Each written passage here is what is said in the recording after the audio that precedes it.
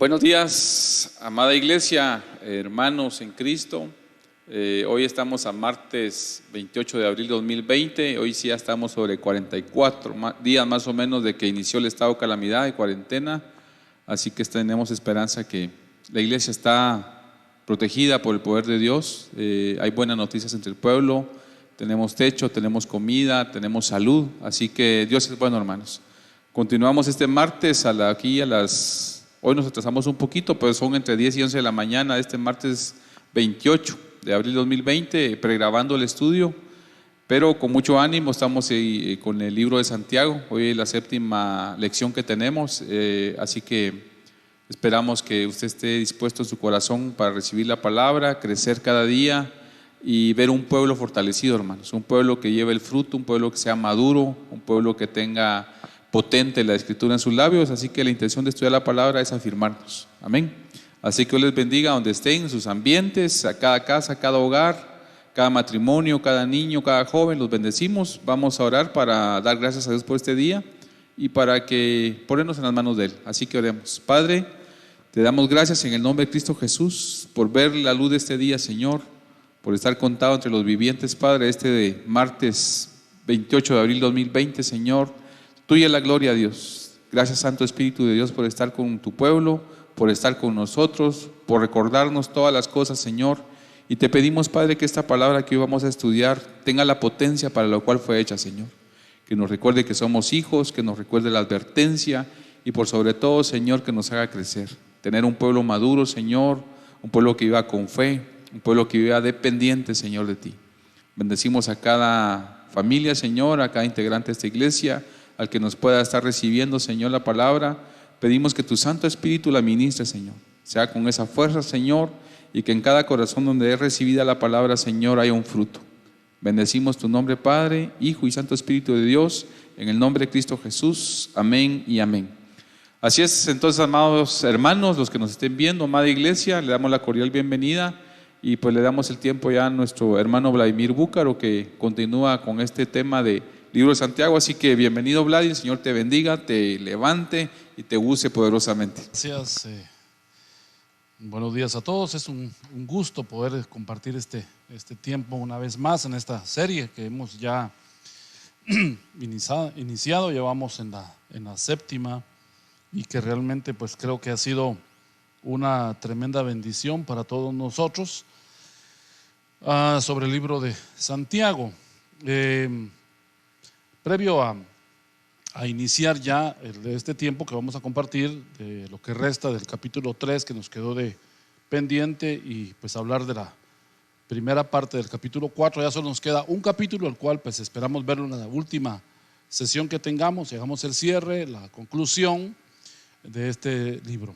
Quisiera empezar con un contraste importante.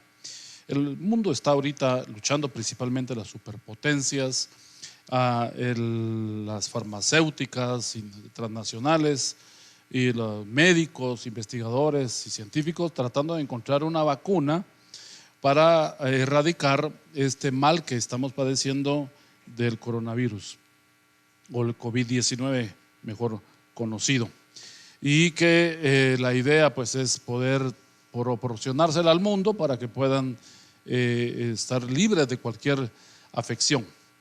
Llevándolo esto al tramo o al mundo espiritual, especialmente en el libro de Santiago. El libro de Santiago es una vacuna para que la iglesia esté sana.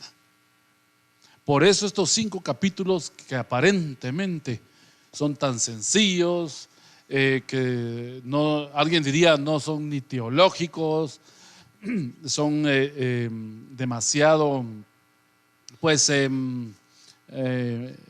raen más hacia lo práctico, no contribuyen. Es totalmente erróneo ese pensamiento.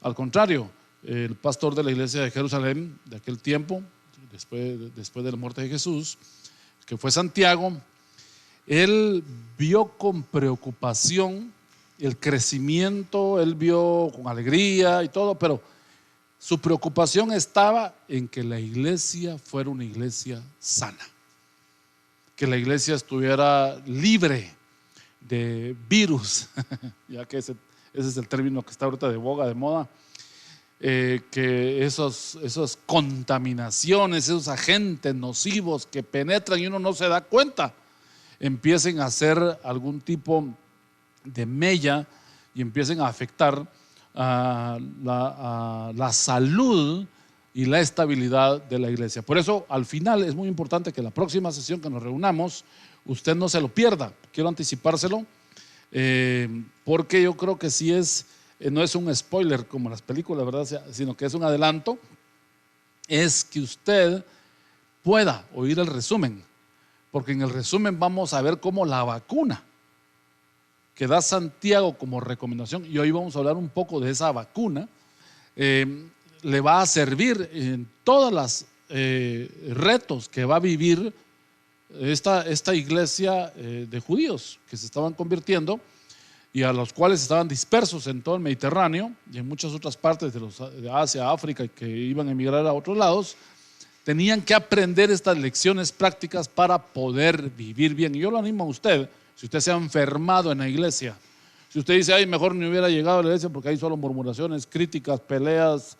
Mire, la iglesia es un hospital donde hay un montón de enfermos de diferentes grados de infección. El pastor es el médico, tiene sus médicos asistentes, enfermeros y enfermeras, si lo queremos graficar así, y cada uno entra a diferentes clínicas para ser atendido. Algunos entran al intensivo cuando llegan a la iglesia, espiritualmente hablando, pues usted me entiende, llegan y son atendidos, pero en ese proceso usted no les puede pedir perfección a alguien que acaba de salir del mundo, que acaba de darse cuenta que vivió toda una vida bajo un amo que caro le cobraba los favores, que mal paga al diablo al que bien le sirve, dice el dicho popular. Entonces, usted debe tener paciencia, entender que estamos en un proceso de restauración, y Santiago se da cuenta de eso.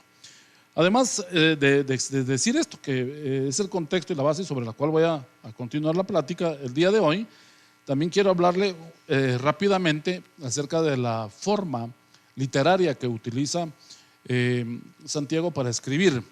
No solo Santiago, sino que ya lo habíamos dicho anteriormente, pero también hay otros escritores que utilizan algunas técnicas para escribir. Anteriormente dijimos que Santiago echaba mano de la mayéutica. La mayéutica es una técnica de enseñanza a través de preguntas. Ya dijimos que el libro de Romanos, Pablo pues utiliza eso, Jesús también la utilizó. No es exclusivo de la Biblia, sino que es una técnica de enseñanza, es pedagogía. Jesús usaba pedagogía, es una técnica de enseñanza que la usaban los griegos, los filósofos griegos. Cuando tenían a sus discípulos, ellos les enseñaban haciéndoles preguntas. En el Antiguo Testamento, de menos hebreos, lo adquirieron de la cultura general, que es una bendición. Y Santiago utiliza mucho esta técnica de preguntas, y usted lo va a ver dentro del libro. Pero también, por otro lado, también Santiago va a utilizar escenarios irreales para enseñar situaciones reales que se van a dar. ¿Cómo así? Hay un par de términos que quiero compartirle a usted acerca de lo que es esta metodología de casos y enseñanzas que se usan para poder aprender. En la actualidad, esta metodología se llama método de situaciones o de casos. Eso se utiliza en la resolución de conflictos, en los cursos de relaciones humanas, de lógica, de comunicación, en las empresas de recursos humanos, lo digo otra vez, en psicología también, en teología se utiliza mucho. Los métodos de situaciones o de casos, el concepto es el siguiente: los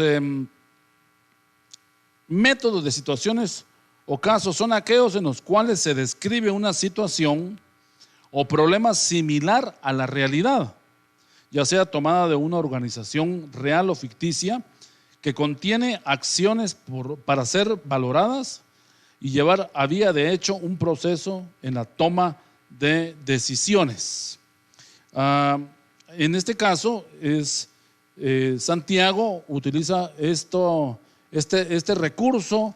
Por ejemplo, cuando él escribió, ya lo vimos anteriormente, pero cuando empieza en el capítulo 2, él dice, el verso 2: porque si en vuestra congregación entra un hombre con anillo de oro y con ropa espléndida, y entra un pobre con vestido andrajoso, y empieza a explicar una situación que no es real. Asumimos que no es real porque creemos de que en algún momento pues él no lo estaba, por lo menos no lo habían vivido estas iglesias. Si él lo había vivido como pastor en la iglesia de Jerusalén, no lo sabemos, o alguien se lo contó de otra iglesia, qué sé yo, no sabemos. Hasta ahí no conocemos porque no estuvimos hace 2000 años cuando él escribió esa carta. Sin embargo, él utiliza esa forma, esa metodología que se llama método de situaciones o de casos, para analizar todo a lo que es la condición que estaba viviendo en ese momento, en particular la iglesia. Algunos han dicho, y yo he oído y he leído material de comentarios sobre el libro de Santiago, que Santiago utiliza la diatriba. La diatriba también era un método que usaban los griegos mucho, pero la diatriba en realidad era como una forma de juzgar una situación, pero violentamente, utilizando mentiras, casos irreales, que también lo utiliza esta metodología, pero era como muy nocivo. No era algo pacífico, sino que era muy violento. Es posible que en algún momento sea un recurso que usan los abogados, principalmente en los juicios orales, y en aquel tiempo se pudo haber utilizado por los griegos en los juicios orales. Leí un comentarista que decía que Santiago utilizó la diatriba. Yo particularmente pienso que no la usó. Sin embargo, si la utilizó dándole un enfoque, o sea, la usó como estructura de enseñanza, pero no la utilizó con el fin y el propósito nocivo y malo que la diatriba tiene, que es provocar, violentar para que salga a través de una situación la verdad. Y eso es como una manipulación, hacen los policías, los detectives, los investigadores, a una persona que le ponen una luz y le empiezan a bombardear. Es como eso. Entonces, independientemente de todo eso, solo quería ilustrarlo previo a empezar la plática, porque es muy importante que todos los que predicamos, los que leemos la Biblia, los que enseñamos, podamos tener muy claro la forma en la que fue escrito un libro. Porque a veces uno compara uno y toma de otra forma, este mismo pensamiento lo toma para otra situación en otro libro de la Biblia, y son casos diferentes y análisis diferentes, se dijeron en contextos totalmente diferentes. Entonces eso puede afectar la interpretación. Recuérdense que uno debe hacer análisis hermenéutico. La hermenéutica pues no es solo exclusiva de la Biblia. La hermenéutica es un método de investigación para conocer toda la información contextual, externa y externa de una situación, para poder sacar la verdad, que es lo que queremos nosotros. Y la arqueología lo utiliza mucho, la hermenéutica, y en este caso pues la hermenéutica es un recurso también que se puede usar para la Biblia, no solo es exclusivo para la Biblia. Bueno, entremos ya en materia. Perdón que haya tomado estos minutos para explicar estos dos contextos, pero yo creo que enriquece a todo aquel que le interesa conocer más acerca de esta información de Santiago. Vamos al capítulo 3, donde nos quedamos la última vez. Se recordarán ustedes que hablamos del tema de la lengua, del versículo 1 hasta el versículo 12. Y sí, fue una situación muy difícil ese tema, porque estábamos hablando lo nocivo, lo terrible que era la lengua.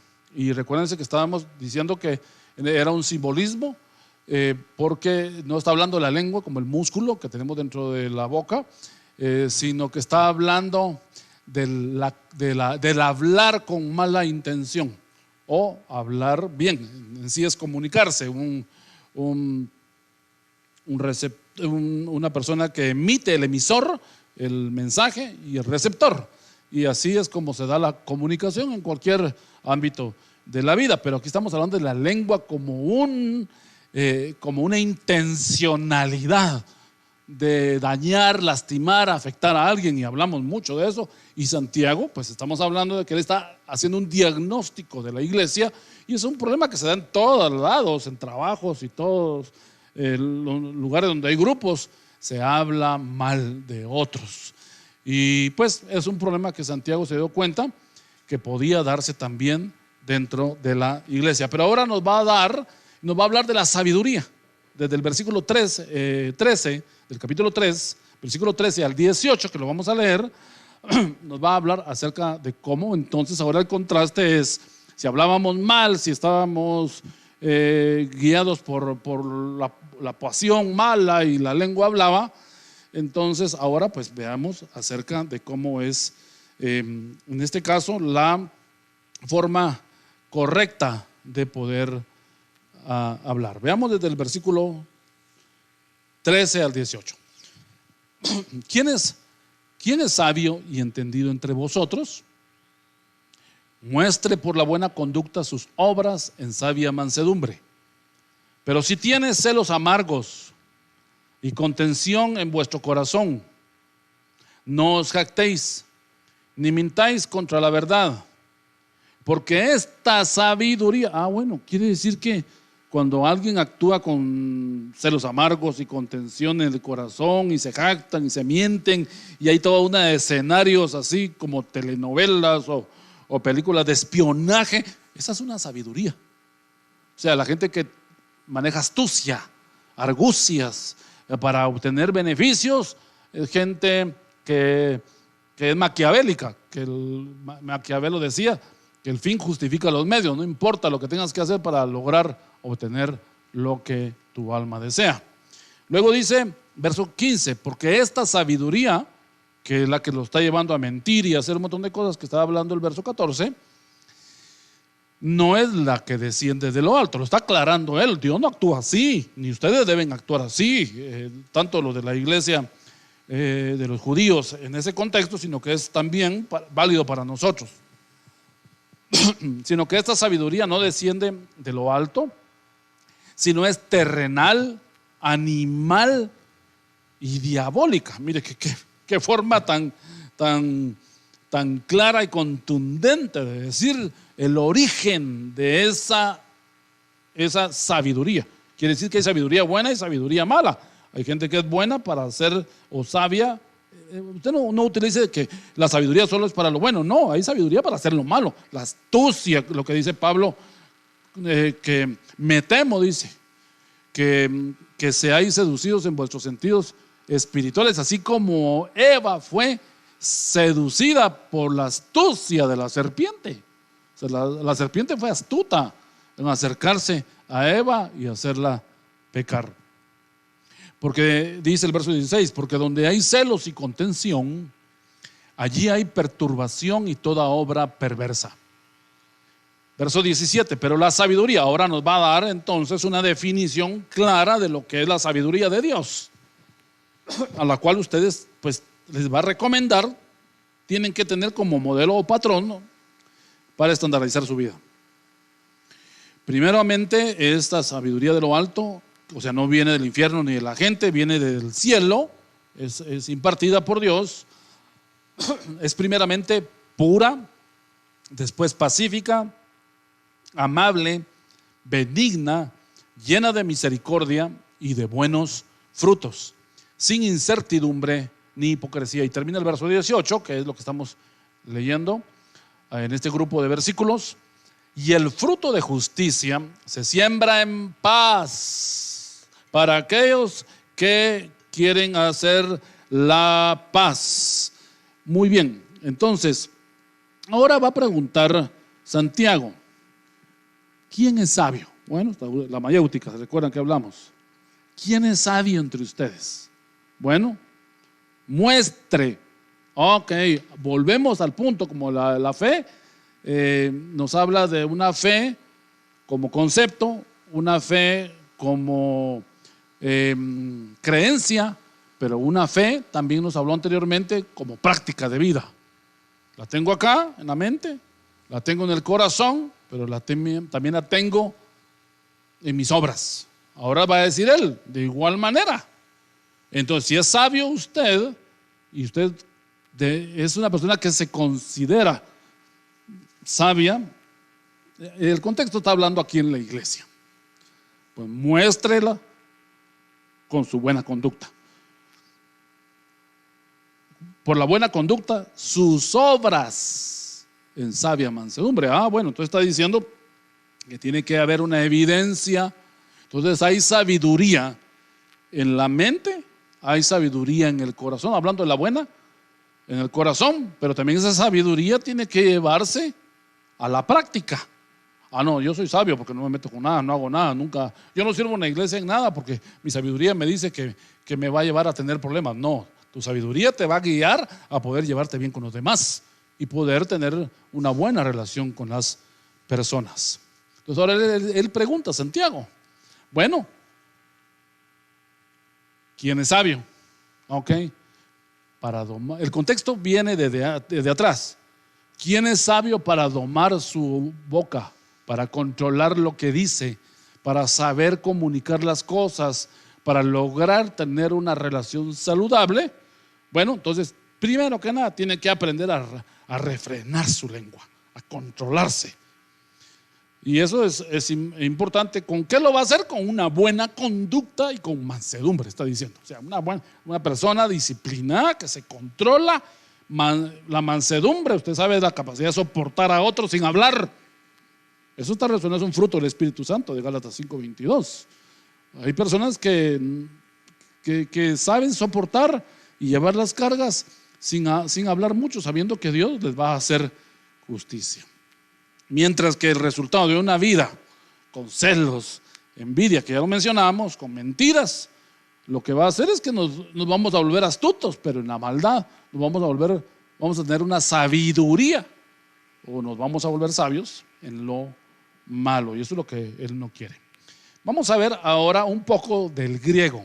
Creo que es importante que podamos nosotros aprender un poco de lo que significan las palabras. Normalmente en una enseñanza o en una lección tratamos de no utilizar solo las palabras originales, es decir, saber su significado pero no mencionarlas, porque es un poco aburrido y tedioso. Pero en aras y por lo que está declarando aquí Santiago, que es muy importante que las definiciones sean claras y usted no interprete otra cosa, entonces vamos a dar el significado, y seguramente va a aparecer en su pantalla para que cómodamente usted pueda saber qué significa cada una de estas palabras. Bueno, ahora en el verso 17, concentrémonos. Del capítulo 3, verso 17, va a hablar la sabiduría. La palabra sabiduría pues viene del griego sofía, que se traduce como una forma de vida práctica, una forma de vida práctica. Aquí Santiago está hablando de la sofía como cómo te logra relacionar con los demás. Y el libro del Antiguo Testamento en particular, solo para hacer un paréntesis, que nos habla de una sabiduría práctica, nos habla de una religión práctica, si es que cabe la palabra religión, que a muchos nos da dolor de estómago mencionar, porque no somos religiosos ahora, pero una vida de fe, una vida de devoción, pero práctica, o sea, relacionándonos con los demás, y que se vea ese libro de Proverbios. Y hay muchos contrastes importantes. Entonces Santiago es como un poco de los proverbios de Salomón del Antiguo Testamento. Seguramente debe haber leído mucho él acerca de este libro, porque pues Santiago era un hombre muy sabio. Veamos la primera cualidad de la sabiduría de lo alto. Es primeramente pura. La palabra pura, nosotros la decimos que es gente que no hace lo malo. Viene del griego hagnos, que significa limpio, es decir, figuradamente inocente o modesto. Y una definición sencilla es gente que no tiene malicia. Aquí está diciendo Santiago entonces que si usted quiere ser sabio, No solo es en letras, de que usted sabe muchos libros, usted sabe muchas historias, usted sabe mucha información de la vida, pero usted debe darse cuenta de que también usted debe ser una persona no ingenua, sino que usted debe ser como dice Jesús, ser niños en la forma, en la forma, dice, de reaccionar ante lo malo. Si no se vuelven como niños, no entrarán al reino. ¿De qué está hablando el Señor ahí? Nos está hablando acerca de que nosotros tenemos que tener pureza, tenemos que ser sin malicia. Porque yo sé que mucha gente que se hace cristiana busca al Señor y ha traído un récord de vida que todavía viene oliendo a azufre, es como carbón arrebatado del infierno, y entra a la iglesia y entonces Dios empieza a hacer su transformación, ¿verdad? Su metanoia, que dice Romanos 12, su cambio de mente. Pero hay cosas que no quieren cambiar de las astucias del mundo. Y esa información como experiencia le puede servir en algún momento, pero como referente, pero no para vivir bajo la forma astuta del mundo. Entonces la sabiduría que Dios quiere que usted tenga, si usted se va a considerar un día sabio en la iglesia, sea una persona sin malicia. Ay, la hermana aquella cantó mal, la hermana se desafinó, ay, bueno está, usted tiene malicia. Ay, el hermano aquel no lo llamaron para el diaconado, ve, el bueno está, que no lo llaman. Mire, todo esto que le voy a decir acá es algo que la gente no lo ve a primera mano. Usted no carga un letrero que dice tengo malicia, no lo dice. Usted, por sus frutos, la gente los va a conocer a usted. Segundo, dice que la sabiduría es pacífica. Bueno, busca la paz. Esa es la idea, viene del griego erenikos, que significa apacible, no amenaza. Algo interesante es que las relaciones, porque eso es lo que está construyendo un escenario de relación sana donde estamos dando dosis de vacuna. Esta es como la posología de la medicina. Cuando usted compra la medicina, en la parte de atrás dice ingredientes o posología.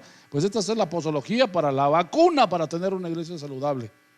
Sea usted una persona pacífica, no sea usted una persona pendenciera, violenta, reactiva, que es guiado usted por el enojo, la ira y todo eso. No, sea una persona apacible. Eso no significa que tampoco se deje, que usted es un tonto, que usted todos le pasen encima. No estamos hablando de eso, estamos hablando de que usted tenga una naturaleza pacífica, que no lo saquen de sus casillas cuando va manejando en el vehículo, cuando anda en el mercado y lo empujan, porque la gente así está en la calle, la gente vive sin paz. Usted debe entender eso. En cambio usted debe ser una persona que vive en este mundo, dice Juan 17, dijo Jesús, ¿verdad? Viven en este mundo, pero no son de este mundo. Por eso te pido que los guardes, Señor. No amenazan, no, una iglesia, los líderes no deben ni sentirse amenazados porque viene otro que sabe más, sino al contrario, más sabios se añaden a la iglesia. Mire, hay que cambiar los puntos de vista en las relaciones en la iglesia.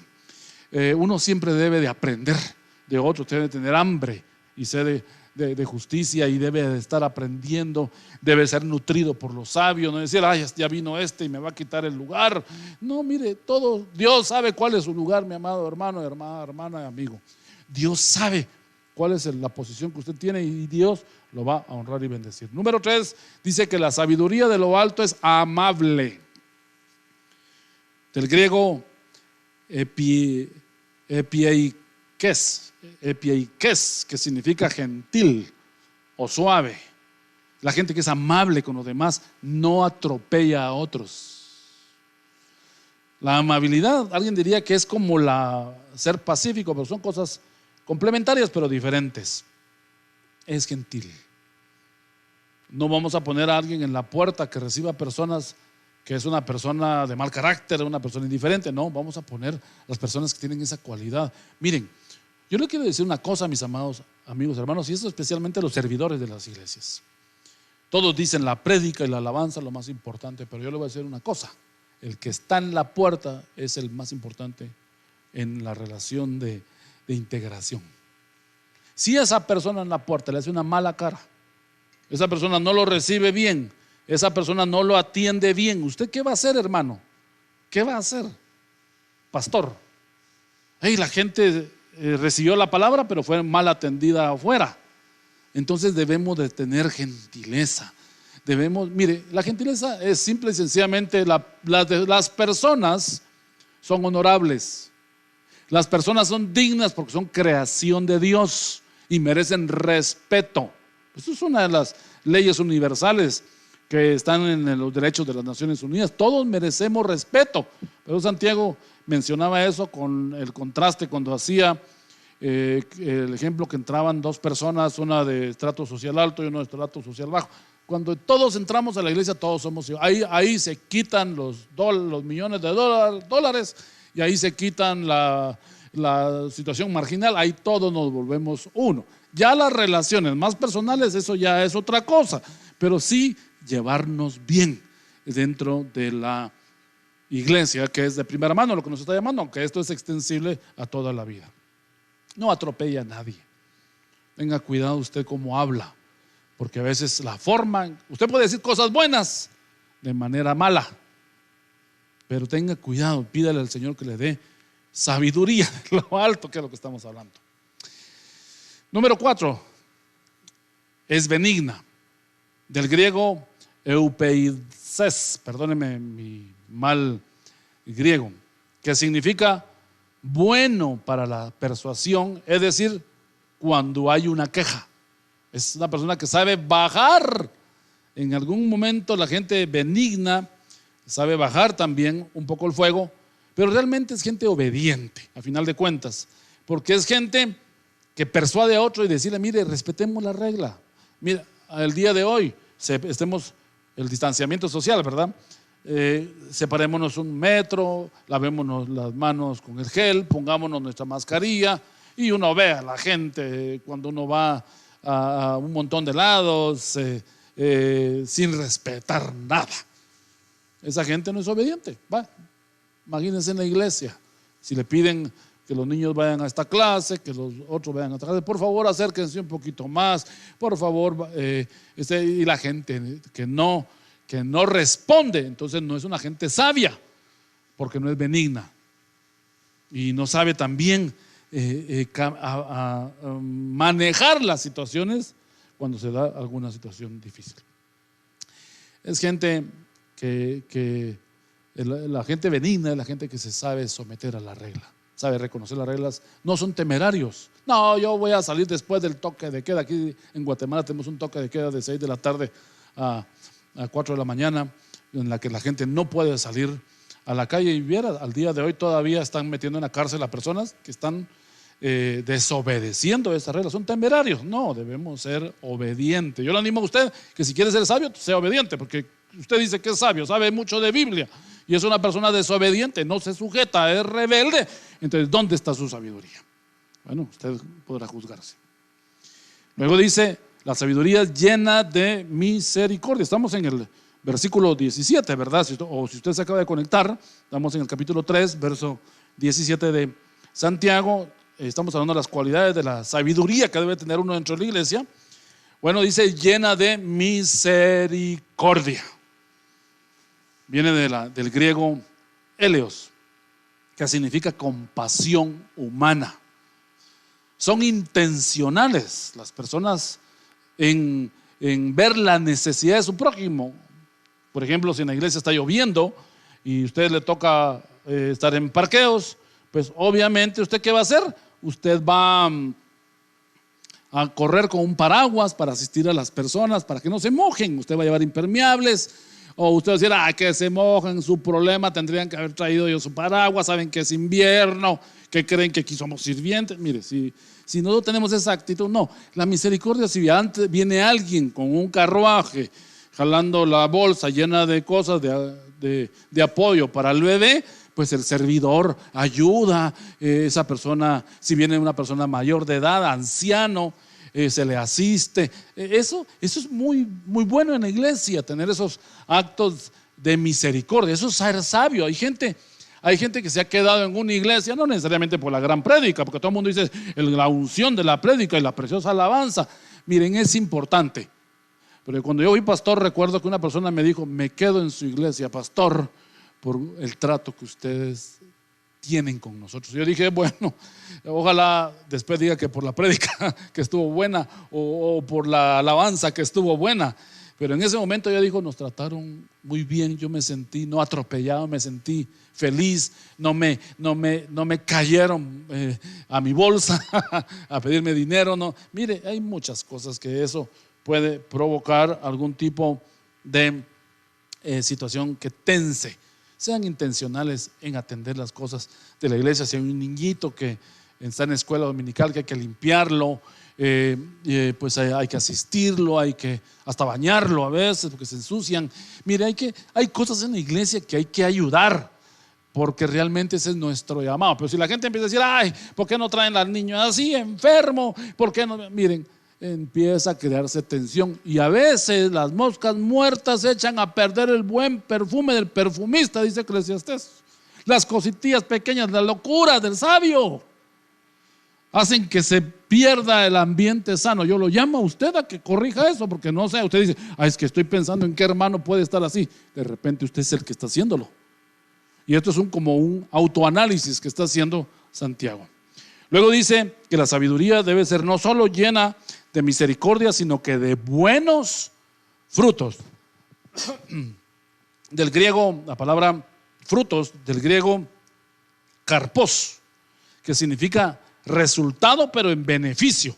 O sea, todos vamos a dar frutos, buenos o malos, argeños, con sabor, sin sabor, lo que sea. La cosa es que debemos de dar un fruto en beneficio. Santiago siempre va a buscar como pastor beneficio a los demás. Qué hombre tan admirable. Yo realmente, cuando escribí este libro y este comentario en el Instituto Bíblico, ya pues ahora lo estamos compartiendo con ustedes, no había medido los alcances de lo que tenía la intención Santiago. No solo él vivió o estaba viviendo como pastor lo que estaba sucediendo, lo vivió como hermano de Jesús, sino lo está ahora viviendo en las relaciones con la gente en la iglesia. Bueno, y veamos otra palabra más. Dice aquí que sea también la sabiduría sin incertidumbre. Viene del griego adiakritos, que significa imparcial. La idea que da aquí es: traten a todos de la misma manera. Aquí vuelve otra vez a la carga con lo que él enseñó en el capítulo 2 y verso 1 sobre las relaciones de las personas, pero sin hacer acepción entre ellas. No hagáis acepción de personas. Y ahora lo vuelve a mencionar cuando en un libro se ratifica o se confirma varias veces el mismo pensamiento, significa que es importante. Es uno de los centros o puntos focales o principales del libro, la repetición. Está tratando de enfatizar algo que él quiere enseñar. Está diciendo: traten a todos de la misma manera. Miren qué ley tan maravillosa, qué ley. Mire, mi esposa tiene un dicho. Ella dice: tratemos con dignidad a todos, a todas las personas, pero trata con dignidad. Así como tratas a los demás así, trata también con dignidad a los de tu casa. Porque a veces nosotros, los diáconos, los servidores, atienden a medio mundo y en su casa no atienden a nadie. Y yo allá lo hago porque es el privilegio y porque ni modo, así dice la estructura de la iglesia, que yo tengo que ser servidor. A mí me llamaron a eso. Pero usted no tiene el corazón de servicio. Entonces, si usted no tiene ese deseo, esa motivación, pues realmente tal vez su área sea otra en lo que Dios trabaja y lo conquista en eso, porque debemos de ser personas colaboradoras. Tratemos a todos igual, atendámoslos a todos igual. Entran a la iglesia, todos merecen nuestra dedicación y respeto. Y finaliza esta definición de las cualidades de la sabiduría de Dios, de lo alto. La última parte del versículo 17 dice: sin hipocresía. Aquí usa la palabra anupócritos, que significa sin fingimiento, con sinceridad. Que sean verdaderos cristianos, pues, sin dos caras ni dos intenciones. En el teatro griego ellos utilizaban muchas veces una máscara que los hacía reír y salía dibujada la risa, o pues marcada en la máscara, y luego se ponían una como con actitud de llorar, otra con de enojo, y ese juego de máscaras se llamaba hipocresía o hipócritas. Se les decía: hoy vamos a hacer la escena de los hipócritas. Y ese término griego se quedó dentro de la cultura general, y eso se le llama a la gente que tiene una máscara, que por un lado te está diciendo una cosa, pero en realidad en su interior está sintiendo otra. Miren lo que está tocando aquí Santiago. Él está diciendo: sean verdaderos, sean genuinos, no finjan, sean sinceros. A uno como latinoamericano, tal vez nuestra cultura, que hemos sufrido mucho, somos culturas conquistadas, que hemos venido de muchas pobrezas, explotaciones y un montón de lastres que traemos, a veces nos cuesta las reacciones. Pero yo lo llamo a usted que ahora tenga la cultura cristiana, y usted se ríe cuando se tenga que reír, llore cuando tenga aquello. Por eso la Biblia dice: lloren con los que lloran, rían con los que ríen, gócense con todo. O sea, sean felices en esa área de expresión, sean transparentes. Cuando yo fui pastor de jóvenes, creo que algo que me ayudó en mi gestión con mi esposa, que fuimos pastores, primero pastores de jóvenes adolescentes por muchos años, y después fuimos pastores de jóvenes en una congregación, algo que creo que nos ayudó con nuestro grupo, que eran más de 100 muchachos que teníamos a nuestro cargo. Era un grupo lindísimo, que al día de hoy pues muchos son pastores y ministros y personas que han destacado en el ministerio. Era que yo era genuino con ellos, porque un muchacho nota la hipocresía. Un joven sabe cuando uno le está hablando o adulando, porque ellos no son tontos, los jóvenes saben. Entonces el que le enseña a jóvenes debe ser genuino, debe ser una persona accesible, una persona intencional, una persona que huela a joven porque a veces damos grandes discursos a muchachos que están llenos de sabiduría de la palabra, pero no son genuinos en cuanto a la persona. Y eso creo que es algo que a nosotros nos ayudó mucho en el Señor.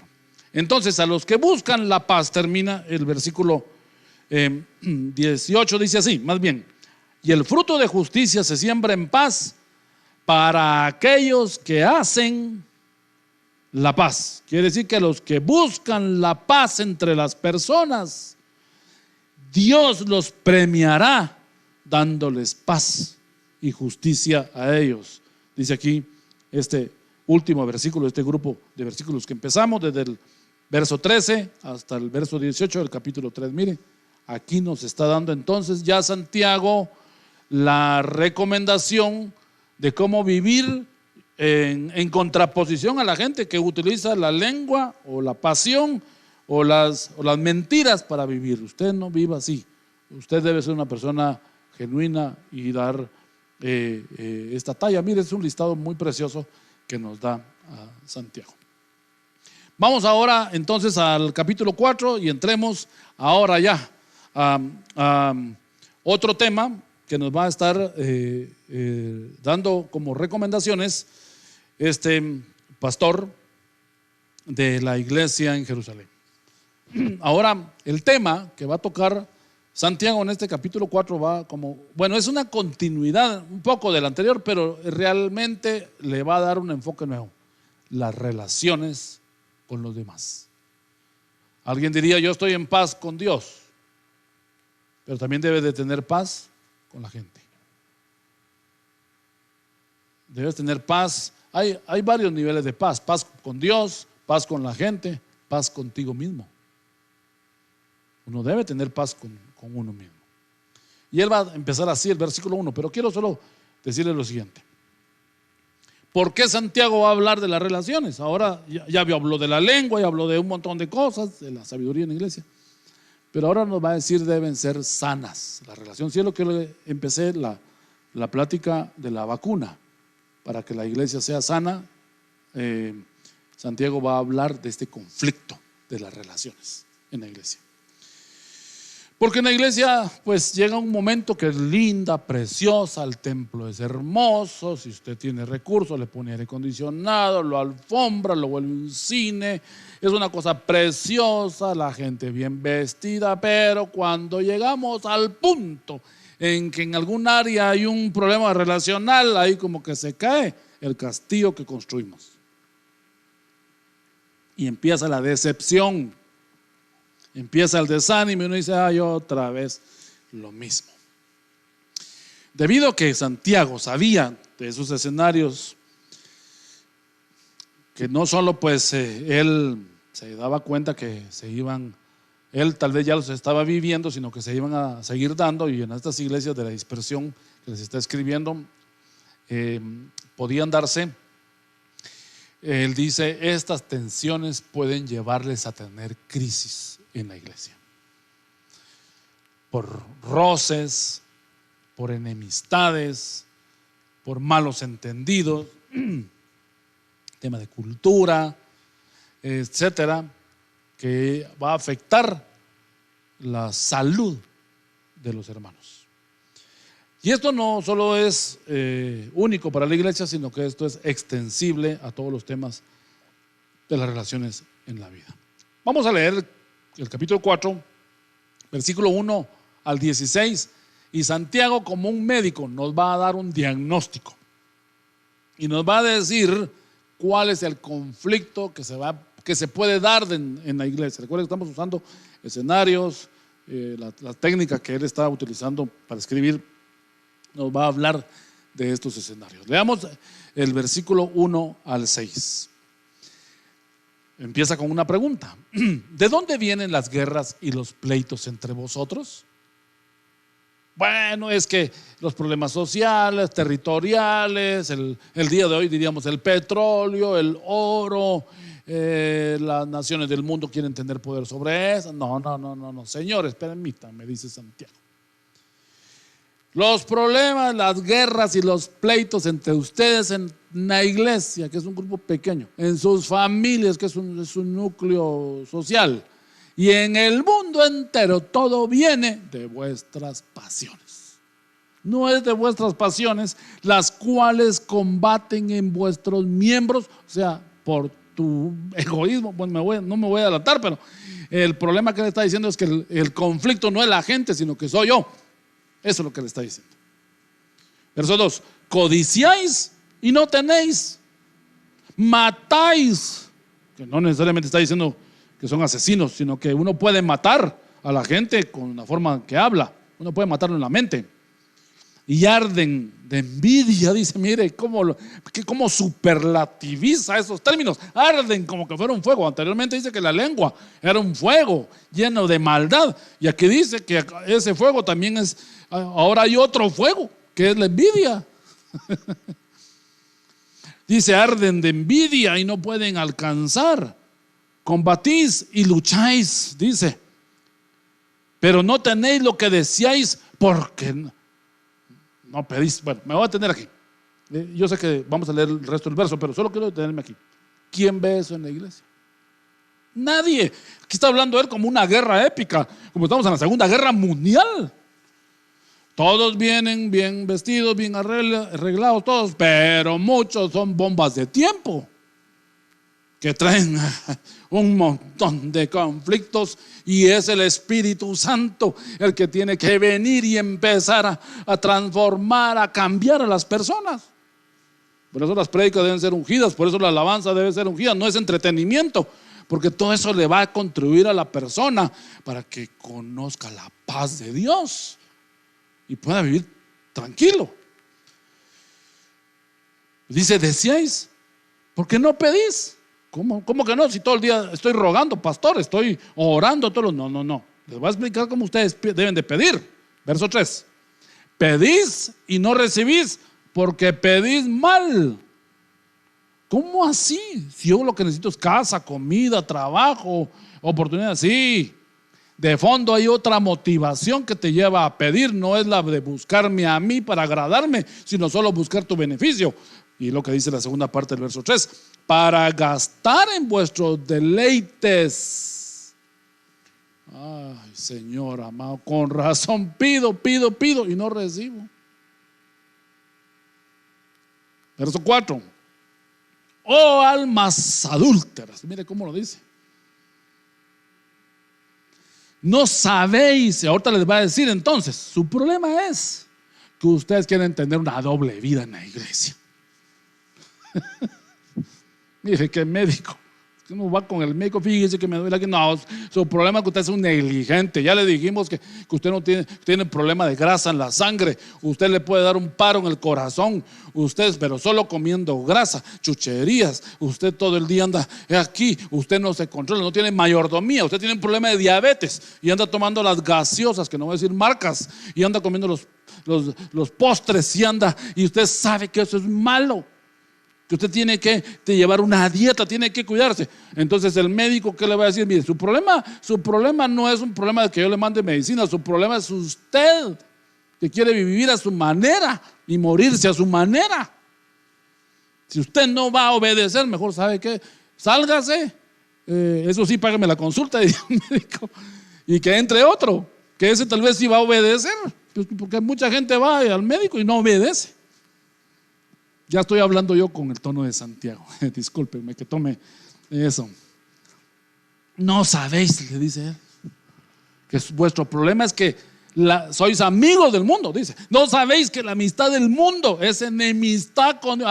Entonces aquí está encontrando la clave de que tienen estas motivaciones y todo esto, esta olla de presión y esta licuadora emocional, porque no se han definido.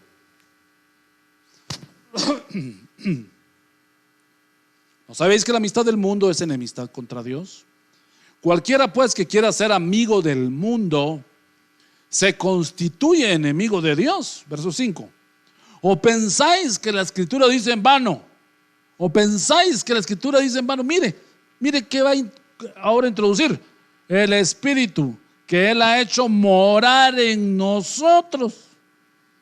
Espíritu Santo que entra a nuestro interior, porque ese Espíritu Santo es con mayúscula, no está hablando de su espíritu en su ser trino, está hablando del Espíritu Santo que mora en usted. Jesús dijo: me voy, pero les dejo al Espíritu Santo, al Paracleto, y Él mora adentro. Nos anhela. ¿Qué significa que nos anhela? Celosamente. Quiere tener comunión, pero usted anda solo en parranda, usted anda en la iglesia y su mente saber dónde anda, se contrista, se entristece, lo inhabilita. Verso 6. Pero Él dice, da mayor gracia. Por esto dice, Dios resiste, hermanos, qué tremendo, a los soberbios y da gracia a los humildes. Miren esto que está escribiendo Santiago, es una tremenda verdad. Qué claridad con la que él está hablando eso. Él dice, en primer lugar, por definición, el origen de los problemas del ser humano están en su corazón. Ese corazón que está lleno de irresoluciones, de conflictos internos. No son agentes externos necesariamente, o sea, sí contribuyen a que se tensen las situaciones, pero es la carne, nuestra naturaleza caída, que ya la mencionamos aquí en Santiago 1, del 13 al 15. Mencionamos la degradación del pecado que lleva a una persona al sótano espiritual. Hablamos de los 7 escalones de degradación. Número 1, tentado, dijimos en el capítulo 1. Estoy regresando a lo que hablamos en una sesión anterior, del 13 al 15. 1 es tentado de su propia pasión. Pasión es su deleite, su deseo. 2 es atraído. 3 es seducido. 4 es ya concebido o ya está dentro, como el bebé, utiliza esa figura. 5, da a luz, o sea, ya no solo lo concibió acá, sino que ya la intención está, solo falta con el punto 6, que es consumarlo, y número 7, la muerte. Eso es lo que él está diciendo. El problema está en el corazón de uno. Ya deje, mi amado hermano y amigo, de echarle la culpa a los demás y de ser usted víctima y que todo el mundo la tiene contra usted.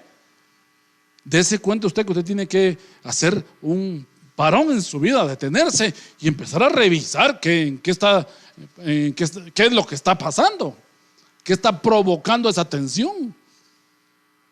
Debemos de llegar a la iglesia a sumar, a multiplicar, no a restar ni a dividir. Utilice una matemática espiritual. Debemos de llegar a ser de bendición. Pastor, estoy acá en su iglesia para ayudarlo. Mire lo que necesite. Yo me dedico a esto, hago esto. Tenga la confianza en un momento. Si no se lo puedo regalar, se lo cobro barato. Pero de que lo ayudo, yo puedo conseguir eso. Mire, tómeme en cuenta en algún momento. Yo vivo en tal sector, en algún momento una persona tiene vehículo, auxiliarlo. Usted ofrézcase para hacer algo.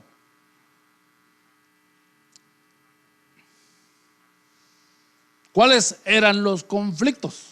Bueno, veamos cuáles eran los conflictos que habían ahí dentro de esta exposición que hicimos. Número 1, la codicia. Es lo que dice este versículo 2. Codiciáis y no tenéis. ¿Cómo se traduce codicia del griego? Epidsumeo, que significa poner el corazón sobre algo, o sea, desear, anhelar, con o sin derecho, desear obtener algo de cualquier manera. Esa es la codicia.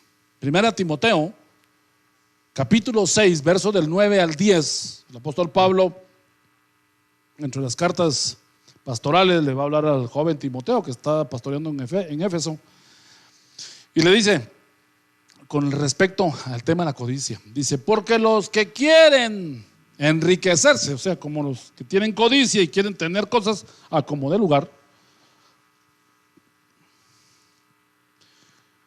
los que quieren enriquecerse caen en tentación y lazo, y en muchas codicias, mire, necias y dañosas, que hunden a los hombres en destrucción y perdición.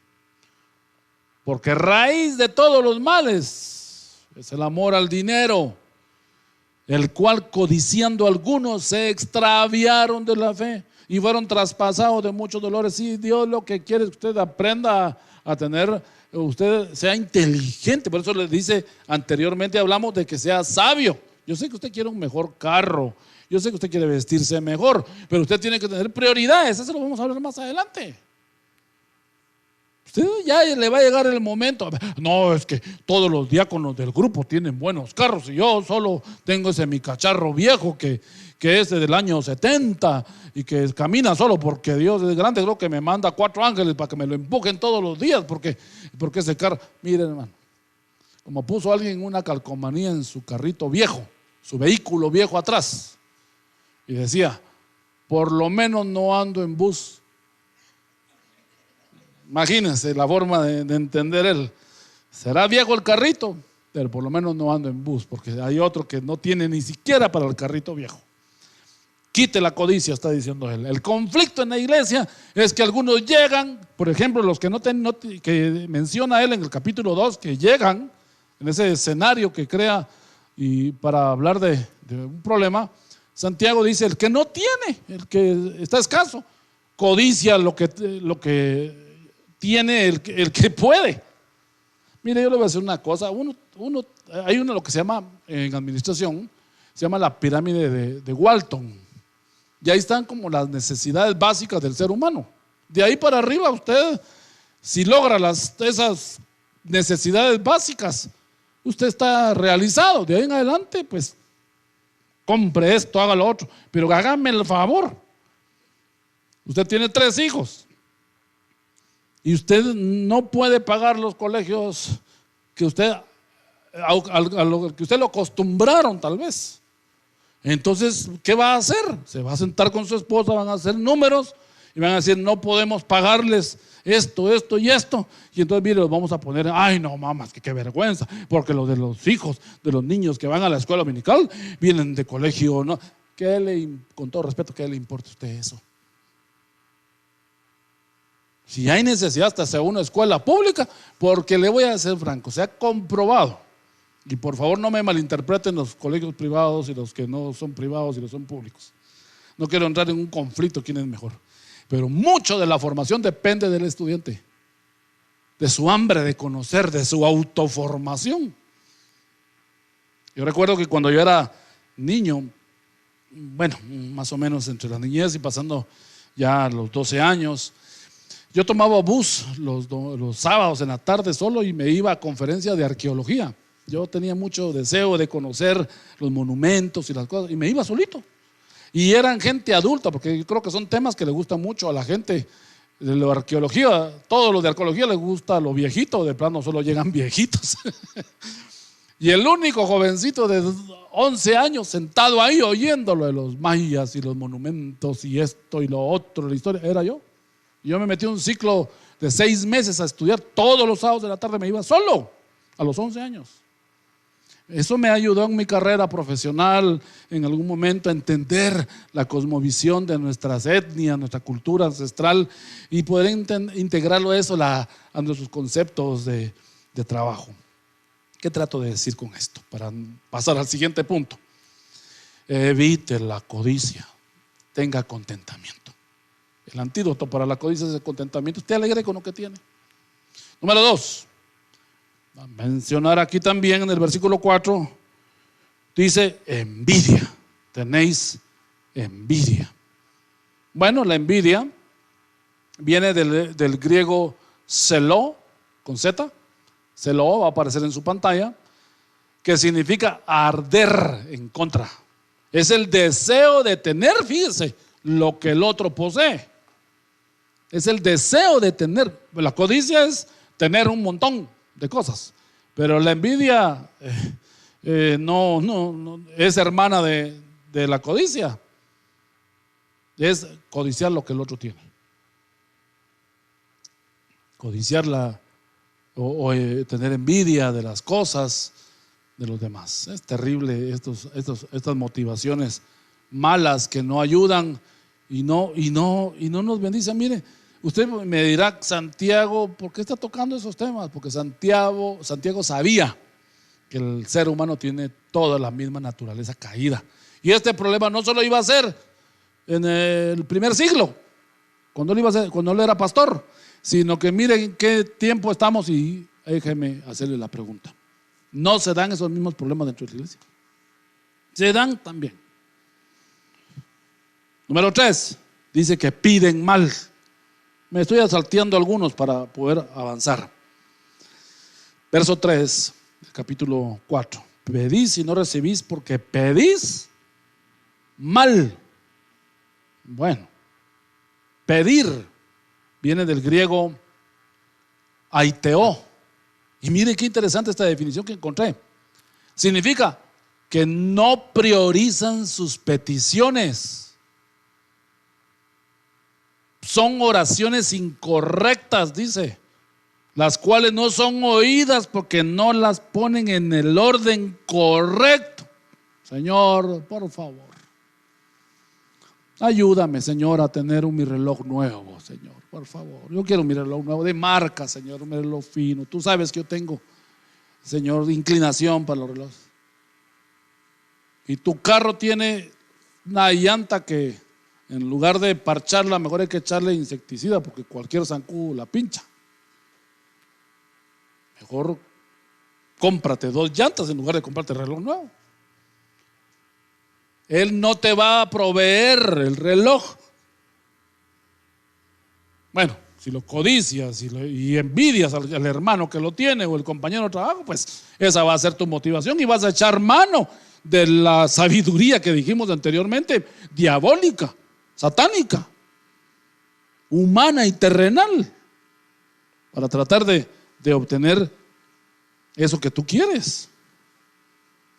Va a ser, y no tocamos el tema de que la sabiduría de la tierra es, bueno, sí lo tocamos, pues lo mencionamos, pero no lo desarrollamos.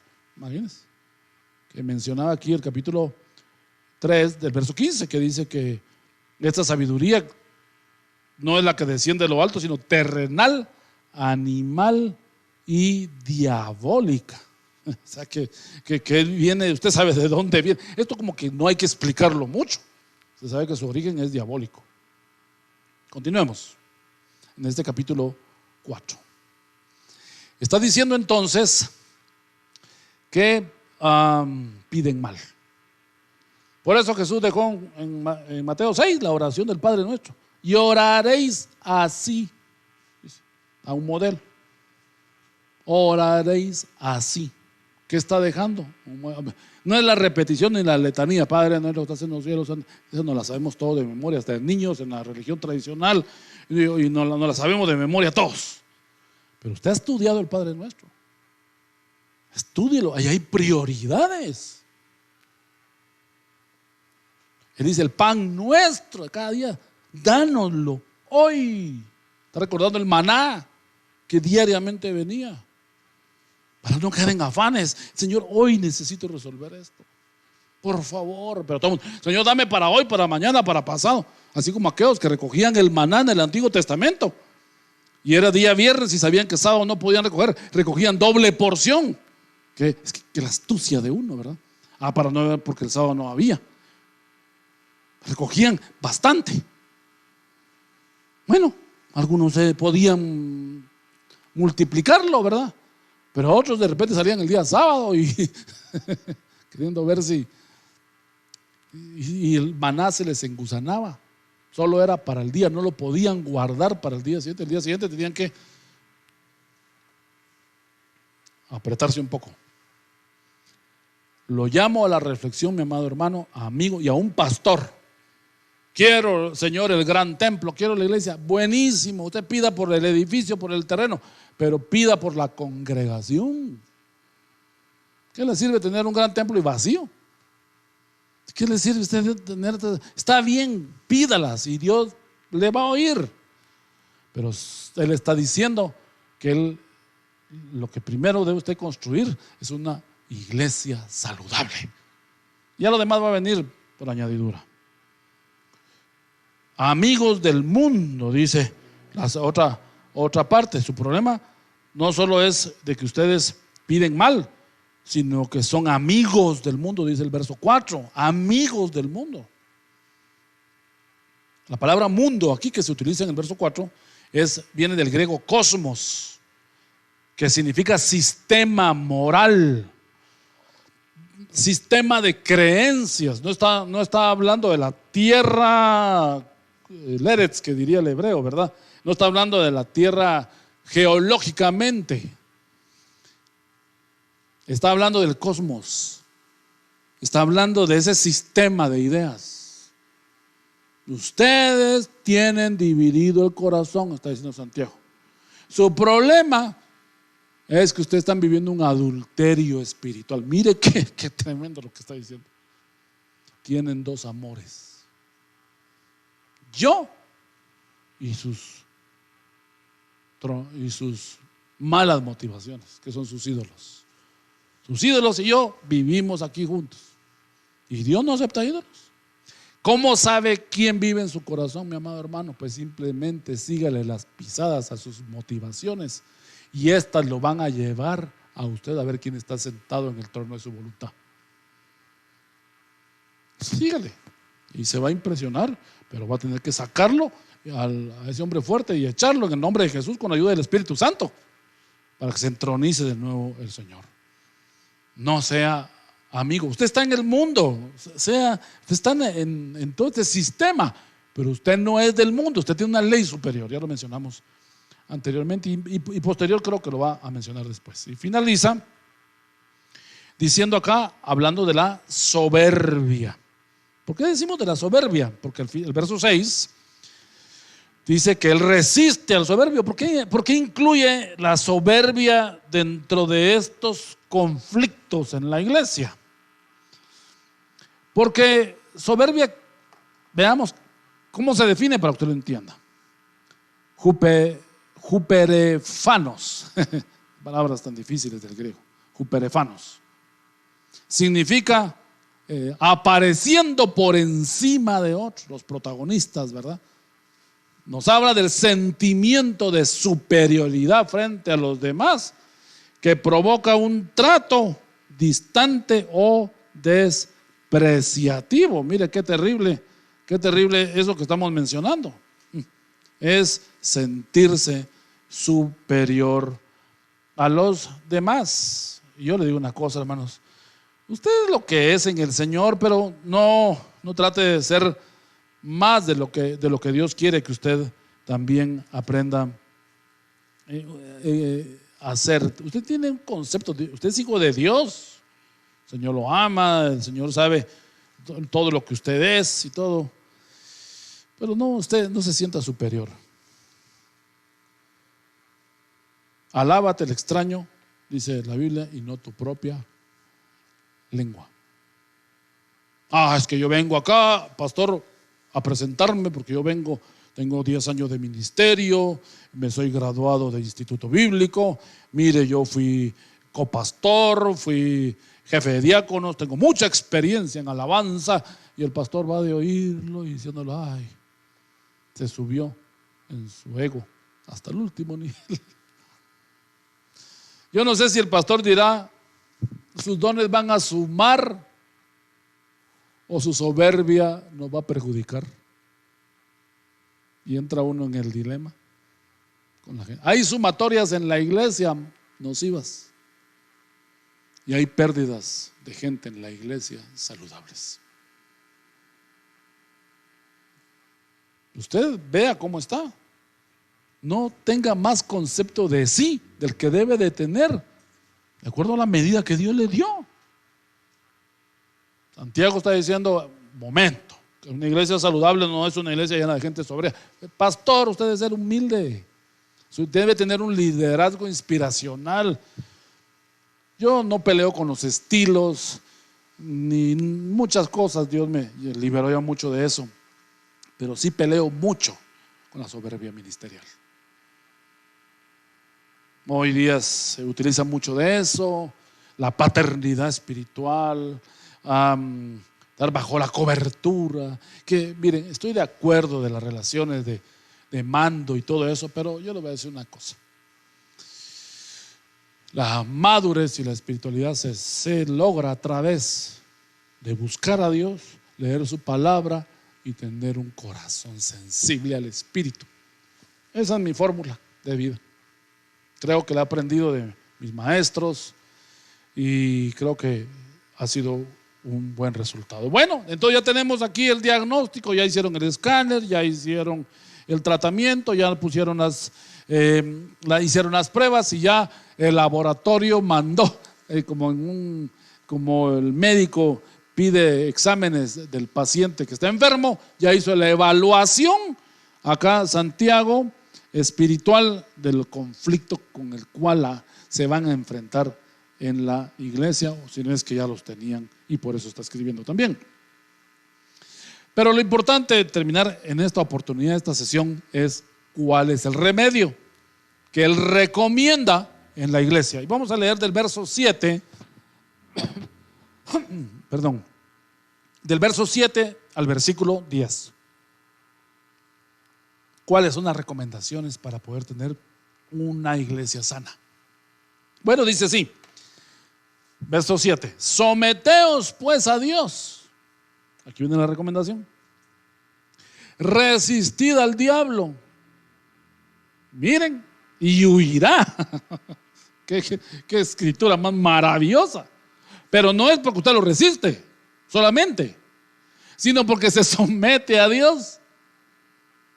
Entonces aquí una clave para los que practican la liberación y el exorcismo en la iglesia y les encanta ese mundo. Bueno, la palabra, la fe, la oración, el ayuno y todo, las declaraciones, la autoridad del Espíritu y todo, resisten al diablo. Se va a empezar a querer ir, pero lo que va a haber después del diablo es si usted está sometido a Dios.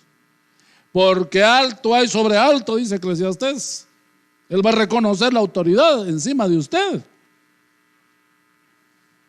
Y entonces va a salir despavorido, porque usted es una persona que se somete al Espíritu.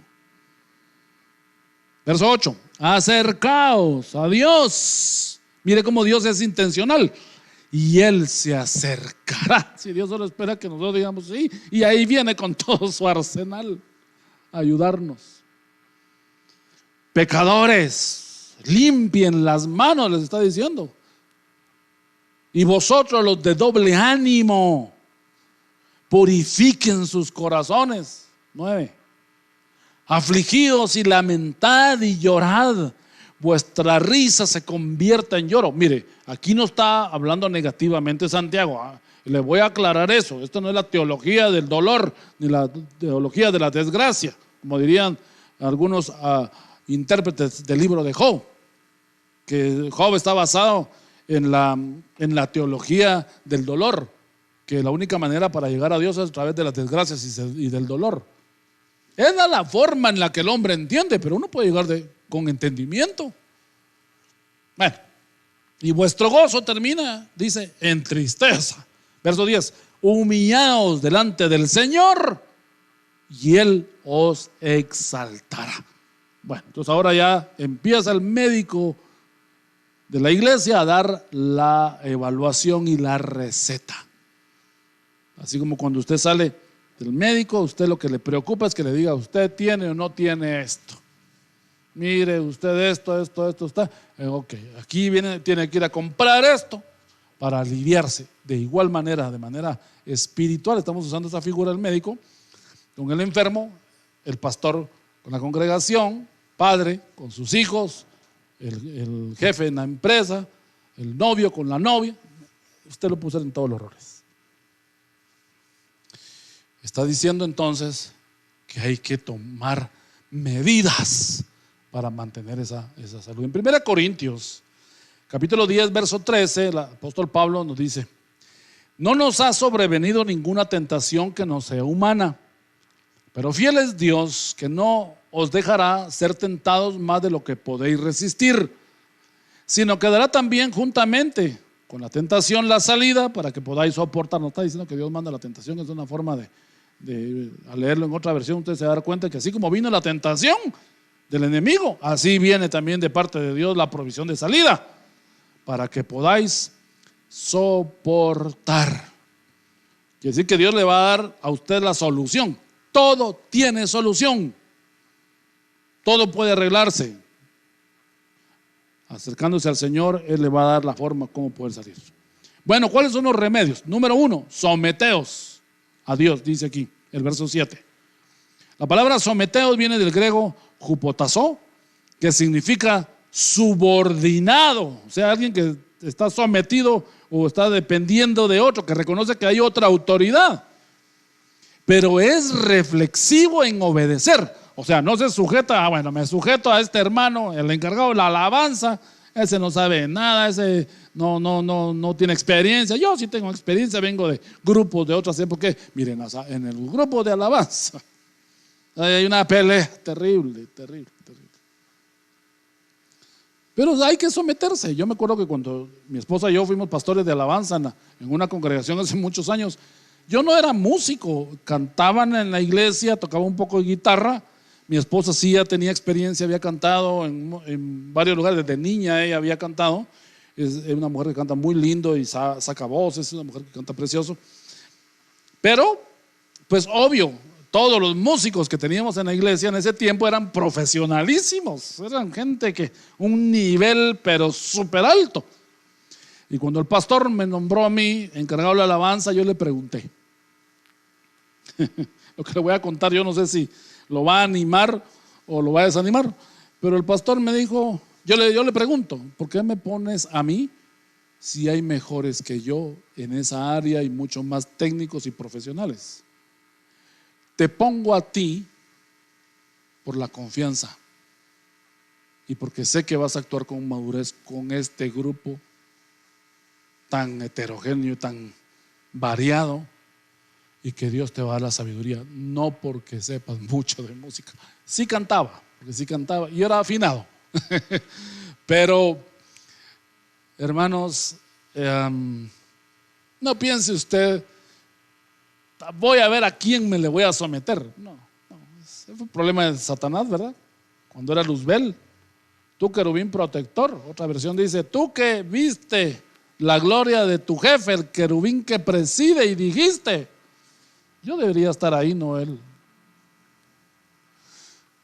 Él debería estar abajo, yo debería estar arriba. Con qué presunción. Y después ya había la debacle y la caída cuando no solo dijo, no solo superior a este, después dice, superior a Dios mismo. Ay, Dios. Imagínense el diablito de tercera peleando contra el mismo Dios. Ay, Dios. Ni lo imagino. La madurez, la espiritualidad y la sabiduría se mide en el grado que te puedes someter a otros. Y aún estos sean no tan sabios como tú. Número 2, resistid al diablo, dice aquí. La palabra resistir viene del griego ansistemi, que significa pararse en contra, es decir, oponerse. Resistir al diablo es, no estoy de acuerdo contigo. Interesante que la palabra diabolos que utiliza acá Santiago es, porque hay varias acepciones de la palabra diablo, pero la que utiliza aquí es calumniador. ¿Y qué es un calumniador por definición? Es la acusación o imputación falsa hecha contra alguien con la intención de causarle daño o de perjudicarle. La calumnia es hablar mentira de otro, pues, cosas que no son ciertas. Ya lo mencionamos anteriormente. Número 3, acercaos a Dios, verso 8. Acercaos a Dios y Él se acercará a vosotros. La palabra acercaos viene del griego enguizo, con Z, enguizo, que significa aproxímense intencionalmente. Es como cuando uno tiene que corregir a un hijo. Yo no sé si alguna vez usted tuvo que corregir a su hijito, ahora ya tal vez serán hombres grandes o los tienen pequeños, o los que van a ser padres un día, pues pueden, se van a recordar de esta lección. Disciplinar a un hijo cuando ha cometido una falta es duro. Yo las veces que tuve que corregir a mi hijo cuando era pequeño, quiero testificarle hoy que yo lloraba. Tal vez no delante de él siempre, pero algunas veces lloraba yo en mi interior y decía, me veo como Dios disciplinándome a mí. Y a veces yo no entiendo, y a veces soy soberbio, a veces dejo que me den, pero no cambio en el interior. Y cuando yo corregía a mi hijo, yo lo corregía, lo mandaba a su cuarto para que llorara. Pasaban unos minutos y después iba a su cuarto o su habitación y le decía, ¿puedo entrar? Y entonces yo volvía a restaurar la relación. No deje nunca a un hijo con un enojo.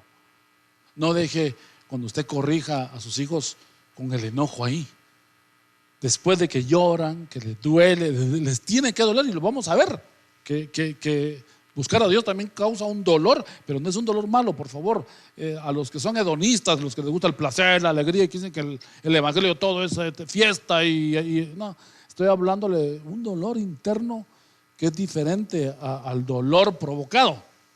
No somos masoquistas, pero debe usted buscarlo y ver la intención de su corazón. Y luego orar con él, abrazarlo, expresarle amor y decirle, hijo, te corrijo porque te amo. Te corrijo porque yo no quiero que tú termines mal. Proverbio dice, corrige a tu hijo entre tanto que hay tiempo. Pues ya grandotes, usted los quiere usted meter a algo en lo que usted nunca instruyó. Y déles amor, denle su beso, dígale porque te amo. Yo las veces que llegaba a la habitación de mi hijo y le decía, te te corrijo porque te amo, yo lloraba con él y lo abrazaba, le expresaba mi amor. Creo que le daba más amor de lo que le había dado la tunda. Acercaos a Dios. Así quiere Dios que usted vaya. No es que siempre puro como el profeta de Jonás en el Antiguo Testamento. ¿Por qué te enojas tanto? Le dice Dios en el capítulo 4, los últimos capítulos. ¿Por qué te enojas tanto? Es que tú, yo sabía que tú ibas a perdonar a Nínive.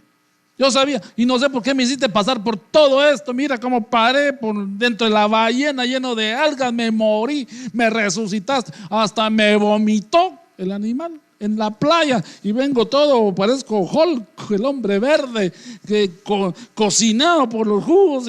Y yo sabía que tú ibas a... Mire, es el profeta caprichoso que hace las cosas de Dios, pero no, él no tiene un corazón de entender, de aproximarse. Por supuesto, un profeta que se reivindicó. Acérquense a Dios, no importa lo que usted haya hecho, no se esconda. Dígale: Señor, aquí estoy, mírame, mira lo que hice, perdóname. Ese fue el éxito de David en todos sus pecados y fallas que tuvo. Pudo acercarse a Dios. No se aísle, no se esconda como hizo Adán y Eva cuando pecaron. ¿Quién les dijo a ustedes que estaban desnudos? ¿Quién les enseñó todo eso? Cuando uno falla, uno se esconde. Uno tiene que buscar a Dios y abrirse a Él. Cuarto punto: limpiad las manos, dice aquí el verso 8. Límpiense. Mire cuáles las recomendaciones que está dando. Bueno, esto sí está, ahí podría decir: límpiense las manos con gel, con alcohol. Para contextualizarlo en nuestro tiempo que estamos viviendo. Limpien las manos. Eso en la cosmovisión judía, la tevilá, es la purificación. Cuando una persona venía y ponía agua y esa agua la aplicaba en sus manos, y luego de aplicarla en sus manos empezaba a limpiarse y miraba cómo la suciedad se iba. Era una forma gráfica de entender lo que espiritualmente sucedía cuando ellos se acercaban a Dios. Bañarse, lavarse las manos, lavarse los pies, todos los ritos de purificación del Antiguo Testamento, la intención final, lo que en la ley se conoce como la jurisprudencia, el espíritu de la ley era que vieran en lo natural el efecto que produce el agua, como el agua de la palabra ahora produce limpieza en tu interior. Limpiad viene del griego katsarizó, que significa desaparecer la mancha con fuerza. Como que a ustedes les cae un poco de comida en su camisa. ¿Usted qué hace? Me dice: permiso, voy al baño. Y va al baño y usted se va a frotar con jabón de manos y ahí busca la manera de desaparecer la mancha, y luego va a su casa y para que su camisa quede o su ropa quede sin mancha, que lo hacen con ganas porque tal vez es su camisa favorita, qué sé yo, y usted ahí está limpiando.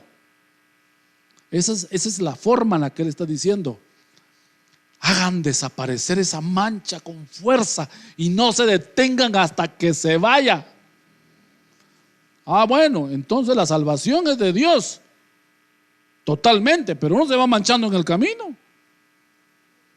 Y esas manchas hay que irlas quitando, en el camino a través de la palabra. Jesús dijo: vosotros ya sois limpios por la palabra que os he hablado. Sí, pero nos vamos a ensuciar en el camino. Y hay que estarnos lavando. Esto está diciendo que tengan ese proceso de purificación, de limpieza constante. Y termina ya con estos dos últimos puntos para cerrar este ciclo de enseñanza. Humíllense. La recomendación que va a dar ahora en el versículo 9: afligíos, lamentad y llorad, dice. Esta palabra afligíos, yo les puse humillados, en realidad es afligíos. La palabra afligíos viene del griego talaiporeo, que significa darse cuenta de la miseria propia de uno, darse cuenta de la pobreza. Cuidado de caer uno en la arrogancia de la iglesia de la Odisea, el capítulo 3 de Apocalipsis. Yo soy rica y me he enriquecido y no tengo necesidad de nada. Mire qué concepto que tiene esa iglesia. Viene el Señor y hace la evaluación y dice: tú eres pobre, desventurado, estás mal. Te recomiendo que compres colidio para tus ojos, para que puedas ver bien tu condición.